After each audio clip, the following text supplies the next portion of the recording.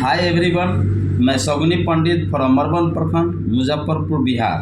दोस्तों, मैं सामुदायिक स्वास्थ्य कार्यकर्ता के नाते मैं ग्रामीण चिकित्सक लोगों को कुछ गाइडलाइन बताऊंगा कि कौन सी मरीज़ को आपको इलाज करना है और कौन सी मरीज़ को इलाज नहीं करना है, कौन सा पेशेंट को सीरियस है, गंभीर मामला है, यह कैसे पता चलेगा और उस पेशेंट को आपको छूना है, इलाज करना है अथवा नहीं करना है। जैसा कि आप सभी जानते हैं कि पूरे बिहार में जो कि फर्स्ट बैच में बिहार सरकार के निर्देशानुसार बिहार सरकार और आपका राज्य स्वास्थ्य समिति के संयुक्त तत्वाधान में ग्रामीण चिकित्सकों को सरकारी स्तर पर ट्रेनिंग दिया गया था, प्रशिक्षण मिला था सरकारी अस्पतालों में, और 1 साल का कोर्स था जिसको हम CCH कहते हैं, सर्टिफिकेट इन कम्युनिटी हेल्थ, या आप स्वास्थ्य परामर्श भी कर सकते हैं। इसमें आप लोगों को बताया गया था कि ओनली आपको प्राइमरी करना है, सेकेंडरी नहीं करना है। गंभीर हालत पेशेंट का है तो ऐसे हालत में सही सलाह दे करके, सही गाइडलाइन दे करके मरीज़ को अस्पतालों की ओर रेफ़र करना है। तो चले हम पॉइंट टू पॉइंट बात करें कि कौन सी पेशेंट को इलाज करें, कौन सी पेशेंट को इलाज नहीं करें। तो दोस्तों, कभी भी रोगों को आधा अधूरा समझकर या जल्दीबाजी में चिकित्सा आराम नहीं करें। हमेशा याद रखें, कोई भी पेशेंट आता है, अगर मान लिया जाए कि कोई पेशेंट आपके पास आया कि सर हमें देखिए क्या दिक्कत है, तो आपको वाइटल चेक करना है। बैठने से नहीं पता चलता है। अगर कोई बैठा हुआ है, आप देख रहे हैं कि पेशेंट तो नॉर्मल है, कोई दिक्कत नहीं, आराम से बैठा हुआ है, लेकिन जब उसको चेक करेंगे, जैसे BP चेक करेंगे, तो पता चलेगा कि हाइपरटेंशन है कि हाइपोटेंशन है। ठीक है। उसके बाद आप ऑक्सीजन सैचुरेशन रेट भी देख सकते हैं। अगर सांस की गति तेज़ चल रही है, सांस फूला है, उसको आप देख सकते हैं। पल्स आप काउंट कर सकते हैं। बॉडी टेम्परेचर भी आपको देखना है। ठीक है। यह 5 गो जो वाइटल होता है, TPRBP शॉर्ट फॉर्म में होता है, SpO2, यानी 5-6 वो आपको देखना ही देखना है। उसके बाद पेशेंट को टच कीजिए, आपको सब कुछ समझ में आएगा कि उसको क्या करना चाहिए, नहीं करना। TPRBP इसका मतलब क्या होता है शॉर्ट फॉर्म में? T का मतलब टेम्परेचर होता है। पेशेंट को तापमान देखिए, या तो बॉडी टच करके देखिए या आप थर्मामीटर से देखिए। अब P का मतलब पल्स होता है, यानी नाड़ी की गति देखना है। R का मतलब रेस्पिरेशन होता है, मरीज नॉर्मल सांस ले रहा है कि एबनॉर्मल सांस ले रहा है। BP देखना है, ब्लड प्रेशर आपको देखना है, SpO2 देखना है, ऑक्सीजन सैचुरेशन रेट आपको देखना है। इस तरह से अगर आप देखते हैं तो मरीज आपका कंडीशन पता चल जाएगा। तो याद रखें कि रोगी को आधा अधूरा समझकर या जल्दीबाजी में बिना जांचे परखे आपको इलाज नहीं करना है। और चिकित्सक से जो आपके स्थानीय, जो आपको या तो PHC हो, CHC हो, आपके बगल में व सदर अस्पताल हो, हमेशा निरंतर में संपर्क में रहना है और परामर्श से ही आपको कुछ काज करना है। और दूसरी बात क्या है कि बीमारियों के प्रिवेंशन के लिए कुछ नियम होता है, कुछ कायदा कानून होता है, उसे उल्लंघन नहीं करें। हमेशा ये नहीं कि चलो आज किसी को सिफैक्जिन दे दिए, 2 दिन खाया, फिर अजिथ्रोमाइसिन दे दिए, फिर क्लेबुलिन, फिर इंजेक्शन। इस तरह से अगर करते हैं तो पेशेंट को जल्दी क्योर नहीं होगा, वो परेशानी में चला जाएगा। इसलिए कोई दवाई, देखिए हर डॉक्टर का अपना अपना ट्रीटमेंट का लाइनअप होता है। लोग अपने स्तर से अपना अपना ड्रग ऑफ चॉइस होता है। मैं विशेष रूप से नहीं बोलूँगा कि आप ये लें वो लें, लेकिन आपको नियम होता है, कुछ प्रोटोकॉल होता है, उस प्रोटोकॉल के तहत इलाज करना चाहिए। बेस्ट होगा, आपका प्रैक्टिस में निखार आएगा। और मैंने अभी बात किए हैं कि ओनली प्राथमिक चिकित्सा करना है, प्रॉपर के चक्कर में नहीं रहना है। ठीक है। अगला मैं बात करूँगा कि कुछ झाड़ फूक, अंधविश्वास के चक्कर में नहीं रहें कि चलो ये झाड़ करा लो, झाड़ फूक करा लो, कुछ नज़र का भी असर है। क्योंकि आपको जो चिकित्सा विज्ञान में जो आपको सिखाया गया है, ट्रेनिंग के दौरान जो आपको बताया गया, उनके गाइडलाइन के अनुसार आप ट्रीटमेंट का फ्लो करें।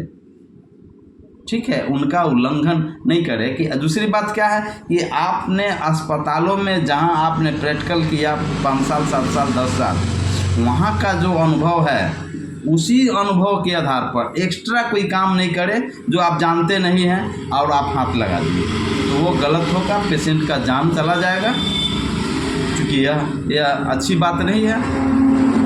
और चौथा मैं बात करूँगा कि जो नशीला पदार्थ है जैसे बीड़ी, सिगरेट, गुटखा, पान मसाला है ना, दारू, शराब, बहुत सारी ऐसे विषैला पदार्थ है जो लोग लेते हैं, तो उससे क्या क्या नुकसान होता है, क्या शरीर पर इफेक्ट पड़ता है, उसके बारे में डिटेल से बताएं, जिससे क्या होगा कि लोगों में जागरूकता आएगी, लोग धीरे धीरे अवॉइड करेंगे। लेकिन दोस्तों होता क्या है कि आजकल मैं अपना अनुभव शेयर कर रहा हूँ कि अगर कोई दारू पी रहा है या शिखर खा रहा है या जो भी नशीला पदार्थ करता है, आप कितनों समझाते हैं समझता नहीं है, लेकिन जब खुद गंभीर बीमारी से ग्रसित हो जाता है तब उसको दिमाग खुलता है कि हमें यह नहीं करना चाहिए, डॉक्टर हमको मना किया था।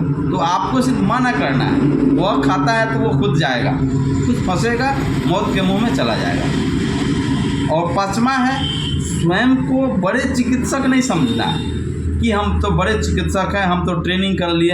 आप कम्युनिटी हेल्थ वर्कर हैं, सामुदायिक स्वास्थ्य, मैं उसके लिए बात करूंगा जो सरकार के द्वारा जो फर्स्ट बैच में 21,000 जो हमारे ग्रामीण चिकित्सक साथी थे जो परीक्षा दिए पास किए, उनको बहुत बड़ा जिम्मेवारी है, बहुत बड़ा रिस्पॉन्सिबिलिटी है कि हमेशा याद रखिए कि आपसे कोई गलती काम नहीं हो जिससे कि यह धंधा कलंकित हो और आप बदनाम हो और अनेकों तरह से परेशानी में आप पड़ जाएं, ऐसा नहीं करना है।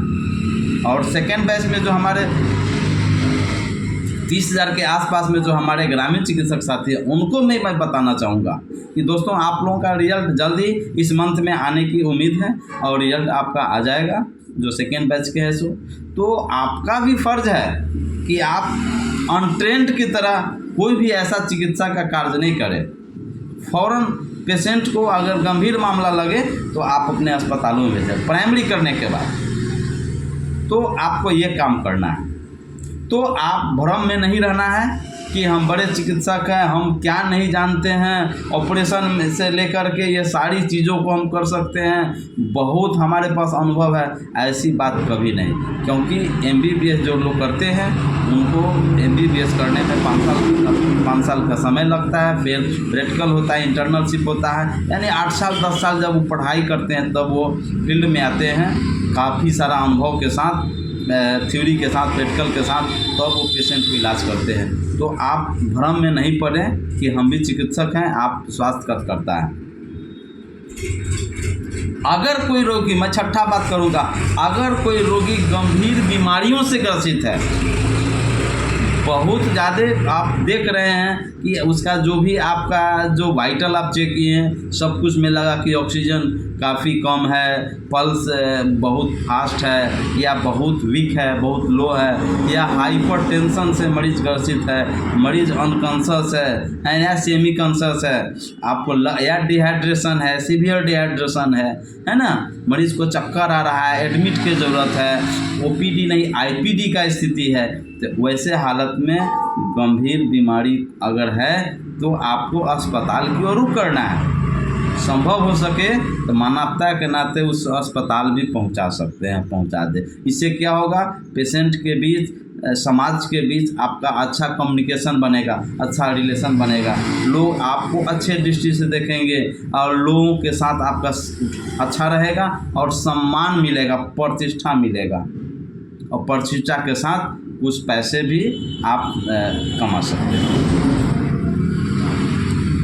8वां मैं बात करूँगा, कोई ऐसा कार्य नहीं करेंगे जिससे कलंकित हो, आप खुद बदनामी हो और आपको पूछा नहीं जाएंगे। आप प्रतिष्ठा तो गेवे किया, साथ साथ बहुत ज़्यादा आप गंभीर मामला में फंस जाते हैं, जो कि आपको ऐसा कार्य नहीं करना।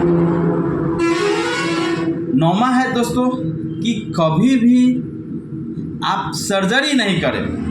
बहुत सारे ऐसे सुनने को मिलता है, चाहे आप पेपर के माध्यम से अन्य जगहों पर सुनते हैं कि ग्रामीण चिकित्सक हैं तो सर्जरी कर दिए, ऐसा कभी नहीं करें। किसी भी तरह का आप जानते हैं कि सर्जरी करने के लिए MBBS करता है लोग, MS करते हैं, तब वो पब फील्ड में उतरते हैं, उसके बाद वो सर्जरी करते हैं। और आप करते हैं तो मरीज को जान जोखिम में जाता है। तो ऐसा कार्य नहीं करेंगे सर्जरी वाला, उसमें प्रॉपर व्यवस्था की जरूरत पड़ती है।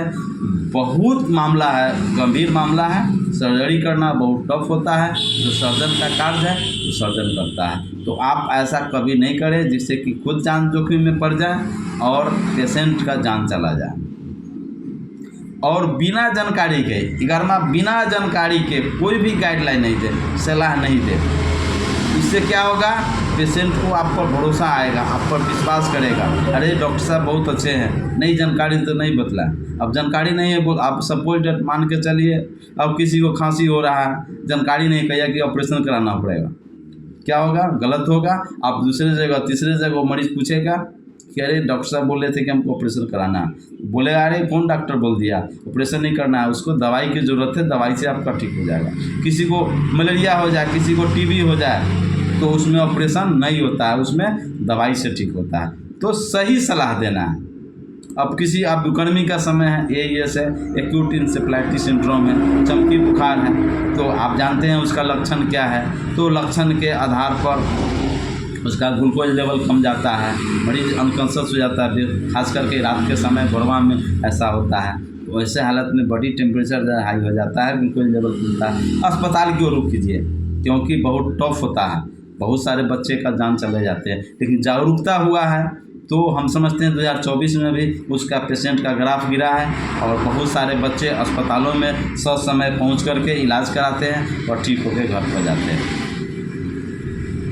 लास्ट में बात करूंगा कि आपने जो प्रशिक्षण लिए हैं, प्रशिक्षण में जो आपको बताया गया कि क्या क्या रोल है, क्या क्या जिम्मेदारी है, उसी आधार पर अपने कार्य को करें, अन्यथा गलत काम नहीं करें जिससे कि आप खुद परेशान हो जाए और ग्रामीण चिकित्सक भी पूरे बिहार में बदनामी होती है, जो कि अच्छी बात नहीं है। उम्मीद करते हैं दोस्तों यह मेरा सुझाव, यह मेरा वीडियो आपको पसंद आया होगा, अच्छा लगा होगा, तो प्लीज़ लाइक करें, सब्सक्राइब करें और अपने दोस्तों में शेयर करें। तो मिलते हैं मैं अगले वीडियो में, तब तक के लिए आप हेल्दी रहें, स्वस्थ रहें, ये हमारी कामना है। जय हिंद, जय भारत।